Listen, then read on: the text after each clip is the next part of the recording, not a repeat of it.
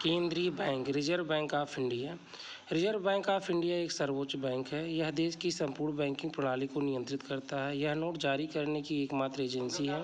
केंद्रीय बैंक को भारत में रिजर्व बैंक ऑफ इंडिया और यूके में बैंक ऑफ इंग्लैंड कहा जाता है।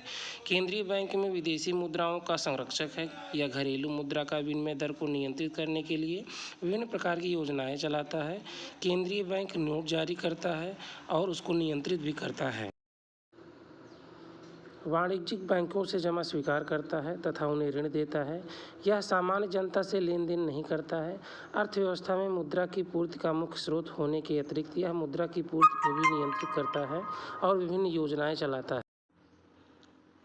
बैंक दर। आरबीआई द्वारा वाणिज्यिक बैंकों को बिना किसी जमानत पर दिए जाने वाले ऋण पर को बैंक दर कहते हैं। बैंक दर प्रतिभूतियों की पुनः खरीद की कोई सुविधा नहीं देता है। बैंक दर एकमात्र डिस्काउंटिंग रेट है।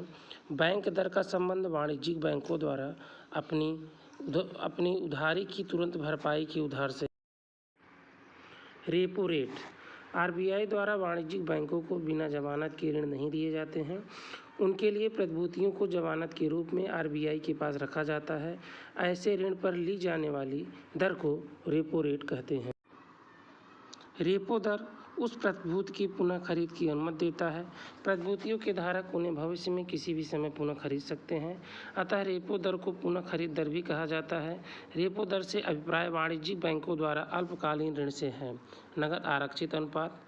इससे अभिप्राय वाणिज्यिक बैंकों की कुल जमा के उस अनुपात से है जो वे आरबीआई के पास नकद कोषों के रूप में अवश्य रखते हैं। यह दर केंद्रीय बैंक द्वारा निर्धारित की जाती है। अर्थव्यवस्था में मुद्रा की पूर्ति को नियंत्रित करने के लिए इसमें समय समय पर परिवर्तन होता रहता है। अगर सीआरआर में वृद्धि होता है तो वाणिज्यिक बैंकों की साख सृजन क्षमता में कई गुना कमी हो जाती है। इस सिद्धांत का अनुसरण करते हुए आरबीआई मुद्रास्फीति को ठीक करने के लिए सीआरआर में वृद्धि करती है तथा अपस्फीति को ठीक करने के लिए सीआरआर में कमी करती है। इस उपकरण की प्रभावपूर्णता तब कम हो जाती है जब वाणिज्यिक बैंकों के पास उच्च अतिरिक्त कोष होते हैं। उच्च अतिरिक्त कोषों के कारण वाणिज्यिक बैंकों पर ऊंचे सीआरआर का कोई अर्थपूर्ण प्रभाव नहीं पड़ता है। वैधानिक तरलता अनुपात।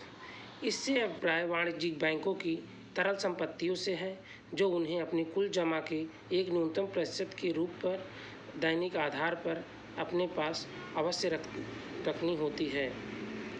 तरल परिसंपत्तियों में शामिल है नकद, स्वर्ण तथा भार मुक्त अनुमोदित प्रतिभूतियाँ होती हैं।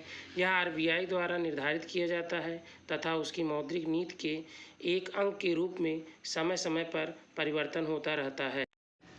सीआरआर की भांति इस आरआर में वृद्धि इस बात का संकेत है कि बैंकों को लाभप्रद कोष रखने की आवश्यकता है। उन्हें मांग जमा के माध्यम से अपने साख के निर्माण को प्रतिबंधित करने की आवश्यकता है।